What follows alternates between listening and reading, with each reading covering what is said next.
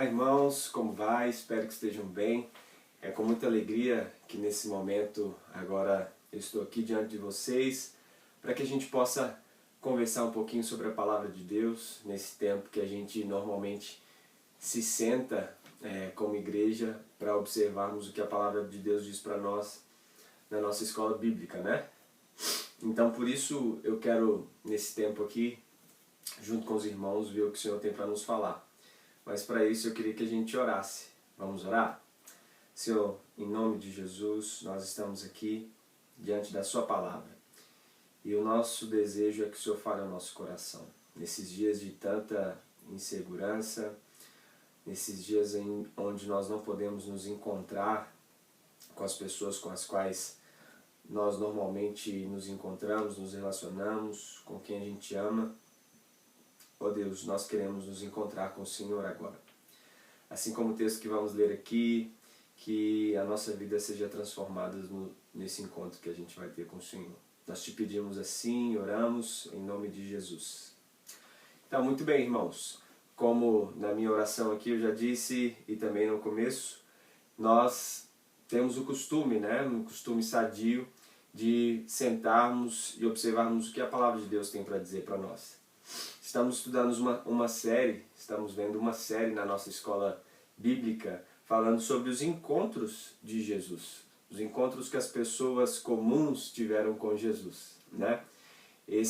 Depois você pode ver um pouco mais sobre isso. Existe um livro de onde essa série foi tirada, ele se chama Encontros com Jesus, é do Timothy Keller, um escritor, um pastor. Vale a pena depois você ler o livro, e receber mais ministração ainda ao seu coração pelo Espírito de Deus, tá bom? Então eu queria começar a gente lendo aqui o texto de João, é o texto que a gente tem por base, e nesse aconchego aqui da minha casa, do meu lar, eu queria que você também aí na sua casa investisse esse tempo e se dedicasse mesmo a entender o que a Bíblia tem para dizer. Sem outras explicações, eu queria que você, mesmo depois que você assistir esse vídeo, você pudesse se debruçar sobre a Bíblia, e procurar ver o que o Senhor tem para te dizer, ok? Vamos ler então, João capítulo 9, versículos de 1 ao 12. Jesus ia caminhando quando viu um homem que tinha nascido cego. Os seus discípulos perguntaram: Mestre, por que este homem nasceu cego? Foi por causa dos pecados dele ou por causa dos pecados dos pais dele? Ele é cego, sim, mas não por causa dos pecados dele, nem por causa dos pecados dos pais dele. Ele é cego para que o poder de Deus se mostre nele. Aleluia! Precisamos trabalhar enquanto é dia para fazer as obras daquele que me enviou, pois será chegado a noite, e quando ninguém pode trabalhar. Enquanto estou no mundo, eu sou a luz do mundo. Depois de dizer isso, Jesus cuspiu no chão, fez um pouco de lama e com saliva passou a lama nos olhos do cego e disse: Vá lavar o rosto no tanque de Siloé. Este nome quer dizer aquele que foi enviado. O cego foi, lavou o rosto e voltou vendo. Seus vizinhos e as pessoas que costumavam vê-lo pedindo esmola perguntavam: Não é este o homem que ficava sentado pedindo esmola? É, diziam alguns. Não, não é. É parecido com ele, afirmavam outros. Porém, ele dizia: Sou eu mesmo. Como é que agora você pode ver? Perguntaram. Ele respondeu: O homem chamado Jesus fez um pouco de lama, passou a lama nos meus olhos e disse: Vá ao tanque de Siloé e lave o rosto. Então eu fui, lavei o rosto e fiquei vendo. Onde está esse homem? Perguntaram. Não sei, respondeu ele. Que texto maravilhoso, É um texto muito conhecido, a gente já viu muitas pregações a respeito dele, mas eu queria aqui conversar um pouquinho com os irmãos a respeito disso.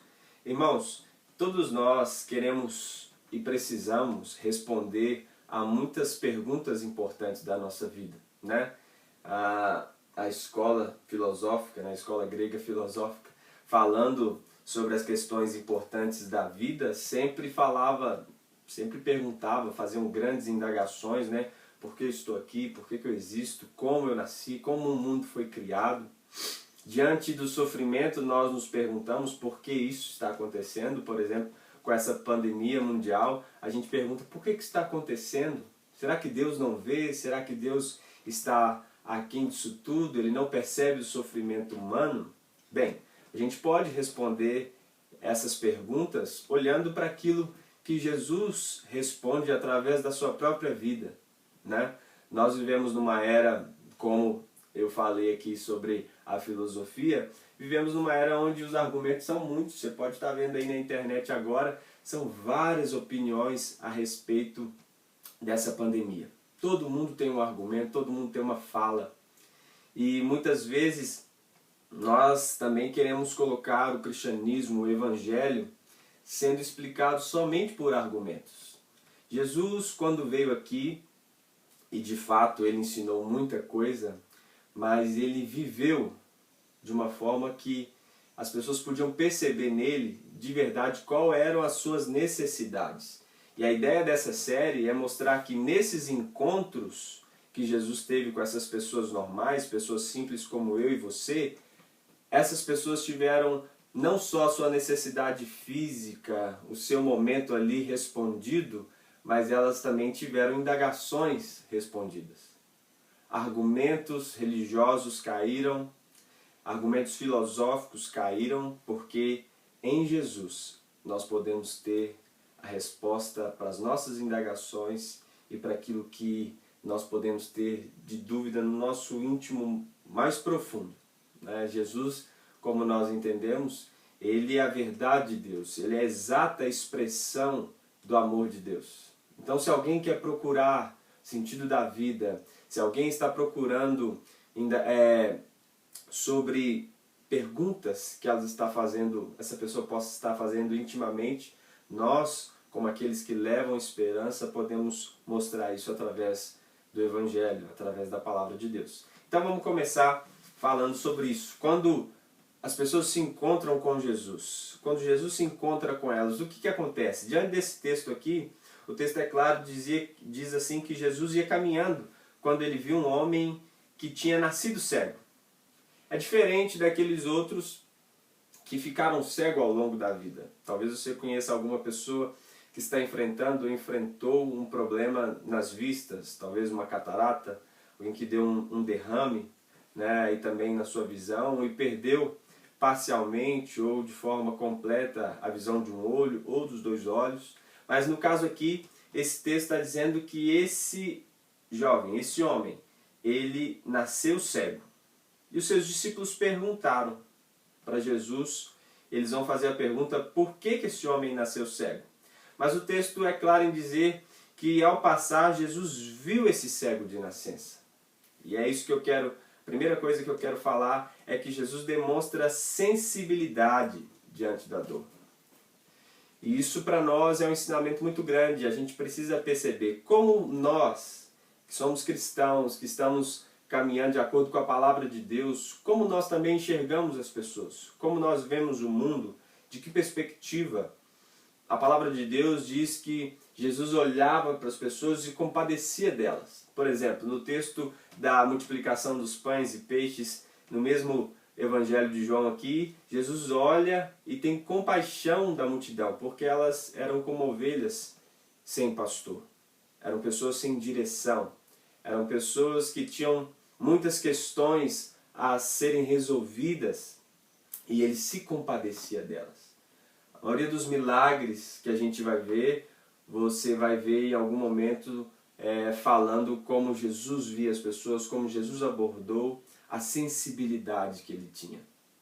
A sensibilidade do próprio Deus. Porque a palavra de Deus diz no Salmo 103 que é o Senhor que perdoa todas as nossas iniquidades e Ele que sara as nossas enfermidades. O Senhor se compadece de nós, o Senhor se compadece das pessoas e o Senhor quer usar você para fazer isso também, meu irmão, minha irmã. Então que você possa ser chamado a essa sensibilidade diante da dor, ter compaixão, né? Misericórdia. Hoje a palavra da moda é empatia, mas a palavra bíblica para isso é compaixão. Você ter compaixão das pessoas. Então que seja uma verdade na minha e na sua vida. Outra coisa é que Jesus, no versículo 2, eles perguntam, mestre, por que este homem nasceu cego? Foi por causa dos pecados dele ou por causa dos pecados dos pais dele? A pergunta parece uma pergunta muito bem elaborada, mas ela não é assim, né? Como que foi por causa dos pecados dele, se ele já nasceu assim? E é uma pergunta carregada de religiosidade, porque queria ver quem estava errado, né? Seus discípulos perguntam para ele, é este homem ou seus pais que são culpados dele estar nessa situação? E o que Jesus nos mostra é que com ele não há espaço para julgamentos. Meu irmão, você já parou para pensar em tantos textos onde Jesus podia vir e aniquilar as pessoas, mas ele demonstra misericórdia? A mulher que foi pega em adultério, Jesus, ele não chega e apedreja essa mulher. Ele não se une àqueles que estavam julgando essa mulher. Mas ele diz, aquele que não tem pecado, atire a primeira pedra. Ele podia fazer isso. E ele pergunta, onde estão os seus acusadores? E ela diz, eles foram embora. Ele então fala, nem eu te condeno. Vá e não peques mais, para que algo pior não te aconteça. Então, ele não julga, ele não trata da forma como nós queremos tratar, muitas vezes. Às vezes a gente fala, se fulano cair na minha mão, eu tenho dó dele. Se fulano fizer isso, eu vou me vingar. E nós nos esquecemos que um dos princípios maiores que Jesus ensinou é de que nós não devemos matar, nós não devemos julgar, nós não devemos ir contra nem aqueles que são os nossos inimigos. Então, a segunda coisa, não há espaço para julgamentos. Não há espaço. Outra coisa é que sempre Jesus aponta para a esperança. Nem ele nem seus pais pecaram. Mas isso aconteceu com um propósito. Que propósito é esse? E aí, os céticos podem dizer, aqueles que não acreditam em Deus podem dizer, Deus os largou, Deus o deixou à enfermidade, Deus o abandonou ali. Sabe de uma coisa? Diante dos nossos problemas, a gente precisa sempre entender que Deus sempre tem uma resposta antes do nosso dilema acontecer. Antes do nosso problema, Deus sempre tem uma solução. É incrível quando a gente lê a Bíblia e diz que o Cordeiro foi imolado antes da fundação do mundo. Como assim? O Cordeiro foi imolado, foi morto antes da fundação do mundo? Porque o homem pecou, o homem se distanciou de Deus. E antes de haver todo esse problema, antes de haver o pecado, Deus já tinha proporcionado uma saída. Que você possa ver também assim na sua vida. Talvez você está passando por um problema, você acha que esse problema é infinito, essa situação não para, essa tempestade não vai passar. Não se esqueça, antes do seu problema existir, Deus já tinha uma solução. Ok? Você fica firme nessa palavra? Que seja assim na sua vida. Jesus sempre aponta para uma esperança. Não foi por causa dele, não foi por causa dos pais dele. Foi para que a glória de Deus se manifeste na vida dele e ele seja um sinal dos atos miraculosos do Senhor. A quarta coisa, Jesus foca na urgência redentora da missão. Enquanto é dia, eu vou fazer a obra de Deus, porque ele me enviou para isso.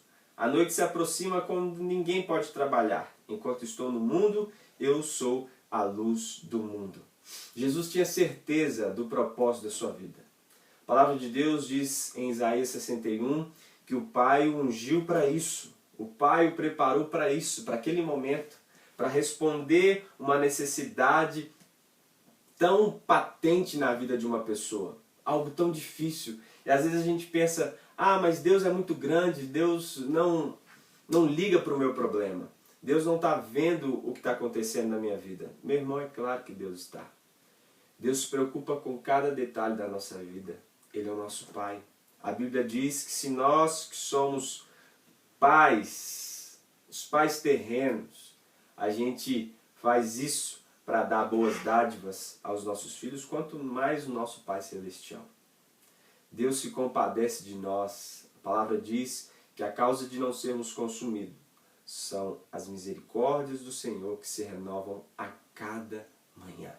A cada manhã as misericórdias do Senhor renovam o propósito de Deus sobre a sua vida. Se você está vivo hoje, se você está viva hoje, é porque a misericórdia do Senhor se renovou sobre você. Deus tem um propósito excelente sobre a sua vida e Deus espera que esse propósito se cumpra. Por isso, Ele entende que você não é simplesmente uma pessoa que precisa de um milagre. Você não é um enfermo que precisa ser curado. Você é alguém que, curado, vai transformar a vida de muitas pessoas, vai orar por muitas pessoas, vai tocar nos doentes e Deus vai curá-los também através de você. A palavra de Deus diz, e é algo assim difícil da gente perceber, que em um momento a roupa de Pedro, os lençóis de Pedro, os lenços, aliás, de Pedro, eram levados para alguns lugares distantes onde Pedro não podia ir.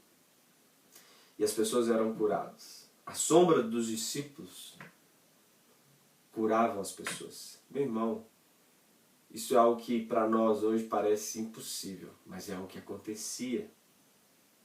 E nós precisamos crer que pode ser assim com a gente também. Nós só precisamos entender que a nossa vida é uma parte da obra redentora de Deus aqui na terra. Deus quer alcançar as pessoas através dos nossos dilemas, através das nossas vitórias. Mas para isso a gente tem que estar olhando para Ele, sabendo que Ele pode fazer isso na nossa vida. Amém? Você crê assim comigo? A quinta coisa aqui, o quinto ponto, é que Jesus sempre traz expectativas que o sobrenatural pode acontecer. Versículo 6 diz, tendo dito isso, ele cuspiu no chão, misturou a terra com saliva e aplicou aos olhos do homem. Aí você pode dizer, credo, que porcaria, né? Mas vou dizer para você, quando Deus nos mandar fazer algo, quando Deus nos disser algo, pode ter certeza que Ele está vendo lá na frente. E às vezes a gente fala, não vou me submeter a isso. De forma alguma, Jesus tocou em algumas pessoas. Jesus muitas vezes deu uma ordem, mas aqui Ele cospe no chão, faz um barro e passa no olho. Passa no olho daquele homem. E aí você pode dizer, eu até quero o milagre de Deus, mas eu não quero me submeter ao processo que Ele quer que eu passe. E esse é o nosso problema. Muitas vezes a gente não quer se submeter ao processo do milagre. E às vezes isso pode nos expor. E eu quero te dizer, pode até nos expor a nossa fraqueza, as nossas fragilidades, né? E a gente percebe que quando nós precisamos de um milagre do Senhor, isso mostra a nossa vulnerabilidade. Quão vulneráveis nós somos. Você está aí agora no confinamento social e você percebe quão vulnerável você é. Se Deus não se compadecer de você e da sua família, o que será? Então, nós precisamos viver com fé. Aquele homem entendia, mesmo que passasse por aquela situação que podia ser constrangedora, de ter barro com cuspe nos seus olhos. Era melhor ter aquilo do que viver cego. Era melhor passar por aquele processo do que viver toda a sua vida. Ele já tinha experimentado isso. Ele nasceu cego. Ele precisava experimentar outra coisa. E ele queria isso. Talvez você está em casa, você pode dizer, mas para que isso tudo? Meu irmão, o Senhor quer mudar os seus hábitos.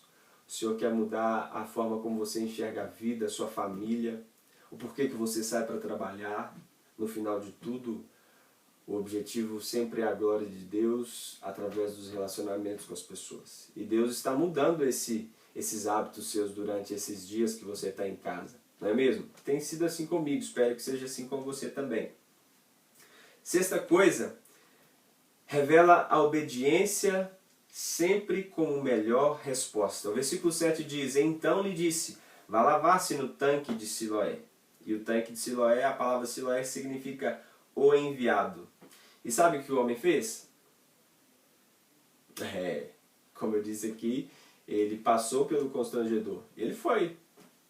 E aí ele teve que enfrentar algo que ele sempre enfrentou. Ele teve que caminhar cego, com os olhos sujos de barro e cuspe, até chegar ao tanque. Até chegar lá. Mas o texto diz que ele foi e lavou-se. E você? E nós? O que a gente precisa fazer para ser tocado por Deus? Aí você pode dizer, não, o Evangelho é graça, não quer dizer sobre o que eu faço, mas quer dizer sobre o que Deus faz. Claro, isso é lógico. Mas a palavra de Deus também diz que nós devemos conhecer e prosseguir em conhecer. A palavra de Deus nos diz sobre o que o Evangelho faz na nossa vida. Ele aponta para nós a graça de Deus e mostra o quanto nós precisamos dessa graça. E a vida no Evangelho é uma resposta a essa graça liberada para nós. Nós agora vivemos como filhos de Deus. E como filhos de Deus nós somos obedientes àquilo que o Pai nos manda. Seus mandamentos não são penosos, a sua palavra é prazer para nós, porque ela ilumina o nosso caminho, nos faz caminhar em acerto, nos faz caminhar vivendo a bênção de Deus, mas para isso nós precisamos nos submeter, nós precisamos ser obedientes. O que você tem feito para ser tocado por Deus? Como eu disse aqui no começo do vídeo, leia a palavra de Deus, gaste um tempo ali, veja o que Deus quer falar com você no texto. Não vá para ali com os seus problemas, mas veja de forma limpa, pura, o que Deus espera de mim através dessa palavra. E deixe Deus falar ao seu coração, eu creio que isso vai mudar a sua vida. A sétima coisa é que Jesus sempre causa impacto e mudanças para a vida. O homem foi e lavou-se, versículo 7, a parte B. O homem se lavou e voltou vendo. Ele foi sujo, se lavou e voltou vendo. Ele foi sujo e cego e voltou vendo e limpo. E é isso que eu quero dizer para você, para cada um de nós. Talvez você está passando um problema difícil, uma situação complicada. Você precisa de um milagre de Deus, mas você precisa entender que Deus quer causar impacto, mudanças na sua vida. Esse homem viveu o milagre do Senhor. O Senhor mudou a vida dele, mas ele se submeteu a esse processo. A oitava coisa, gera um testemunho transformador. Versículo 8. Seus vizinhos e os que anteriormente o tinham visto mendigando perguntaram, não é esse o homem que costumava ficar sentado mendigando? Como que agora ele está mudado assim? Como que agora ele diz que está enxergando? Não pode ser. Meu irmão, as pessoas sempre tiveram esse pensamento. As pessoas sempre achavam que era impossível de muitas coisas acontecerem. Por exemplo, quando Felipe vai apresentar Jesus como aquele que tinha todas as respostas para a vida das pessoas, para Natanael, não pode ser. Como que alguém que pode ter todas as respostas para a nossa vida, para as nossas indagações, vem de Nazaré? Isso é impossível. Isso não pode ser. E esses vizinhos desse homem que era cego de nascença também ficaram ababacados diante do milagre. Os outros que estavam ali perto também, que anteriormente o conheciam como um mendigo cego, eles não puderam acreditar. Mas é isso que eu quero dizer para você. Aquilo que Deus vai fazer na sua vida vai impactar a vida de outras pessoas, principalmente os seus vizinhos. Tem uma frase de um evangelista, Moody. Ele diz que se Jesus estiver na sua casa, logo toda a sua vizinhança vai saber disso. Isso aponta para o nosso testemunho, né? E é tão importante.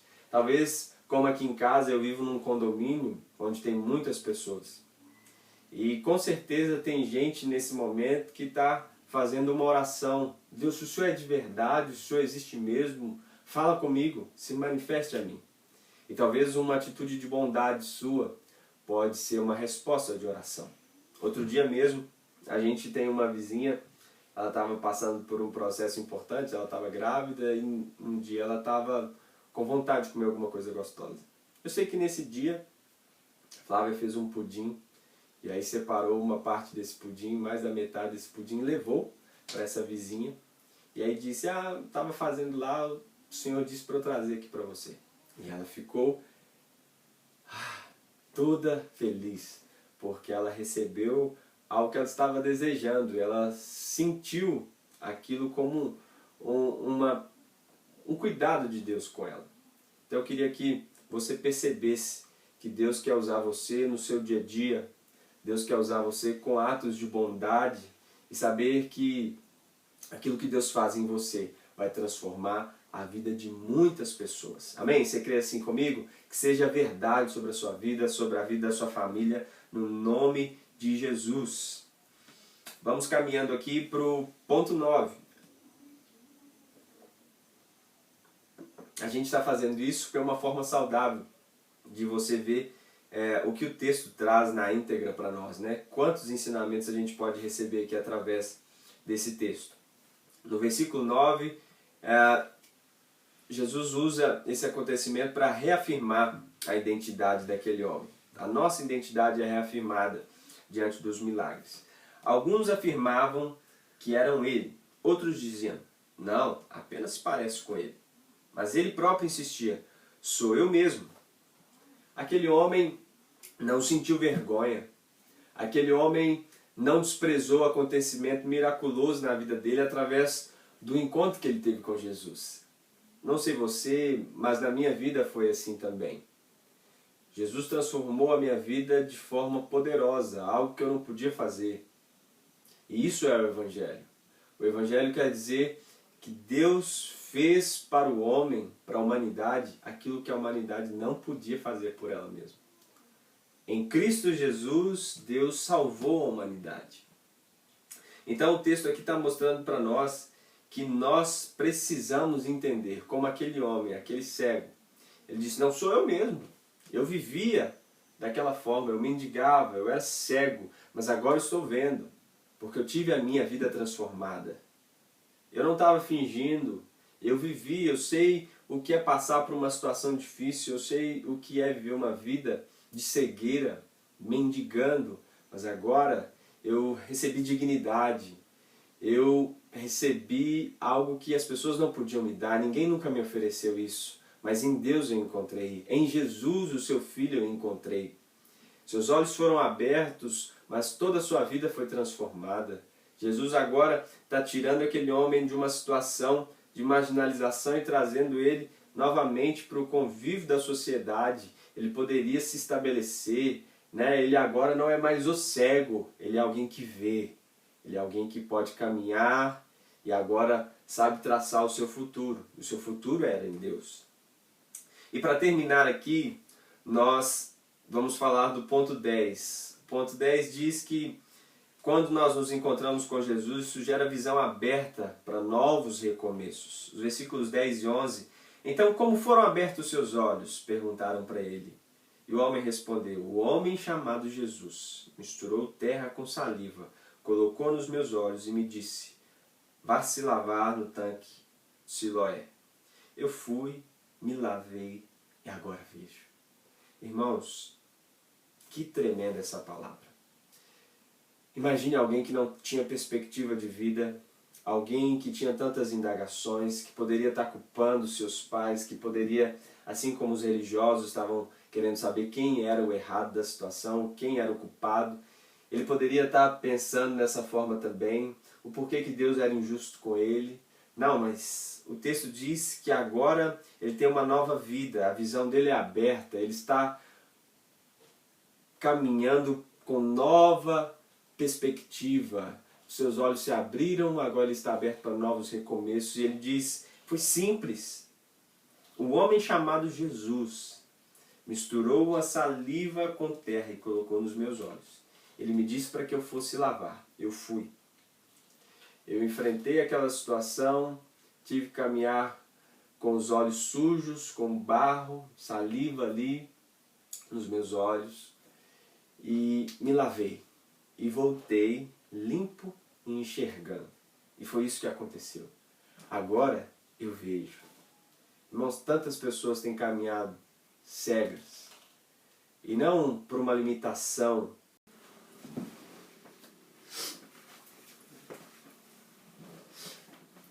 Não por uma limitação visual, né, porque ela não consegue ver com os olhos. mas ela não consegue perceber Deus, ela não consegue perceber o seu propósito de vida, o quanto Deus a ama e quer perto dele. Então o nosso papel é fazer com que as pessoas se encontrem com Jesus. Assim como nós nos encontramos, assim como Filipe apresentou Natanael ao Senhor, da mesma forma o Senhor quer nos usar também. Então que você seja esse canal, irmão. Você seja esse canal da graça de Deus, da misericórdia de Deus sendo estendida às pessoas. Deus se fazendo conhecido através de nós. Amém? Você crê assim comigo? E a conclusão que chegamos é que esse homem então diz para os outros que indagaram ele, para a glória de Deus, fala para a gente, nos versículos 24 e 25, então esse texto está lá, para a glória de Deus, fala para a gente, né, quem é esse homem? Fala, confessa aí, diz para nós, para a glória de Deus, diga a verdade. A gente sabe que esse homem é pecador. E aí ele responde, não sei se ele é pecador ou não, mas uma coisa eu sei. Eu, antes dele, era cego, e agora eu vejo. Que testemunho, que testemunho. Sem grandes argumentos, sem explicações filosóficas, mas com o poder do Evangelho, agindo nele. Ele diz, eu era cego e agora eu vejo. Irmãos, nós oramos para que isso aconteça na vida de muitas pessoas, através das nossas células, através das atividades que temos na igreja, as nossas ações sociais, tudo aquilo que o Senhor tem feito em nós e através de nós, os nossos ensinos bíblicos. O Senhor quer fazer isso na vida das pessoas, alcançando elas com o poder dele. E que a minha oração é que essa verdade alcance o seu coração e que a gente cresça como igreja, no nome de Jesus. Amém? Finalizando aqui, eu quero agradecer de uma forma especial ao Rodrigo, Jennifer, a equipe da comunicação no todo, que tem trabalhado para que a gente possa ter esse contato e de alguma forma abençoar o seu coração, trazendo ensinamentos, né? A gente não tem a rotina normal que nós temos, mas dessa forma a gente pode matar um pouquinho da saudade e estar junto. E que você continue assim orando por toda essa situação e crendo que logo logo a gente vai estar de volta em nome de Jesus, viu? Grande abraço, Deus abençoe sua casa, sua família, em nome de Jesus.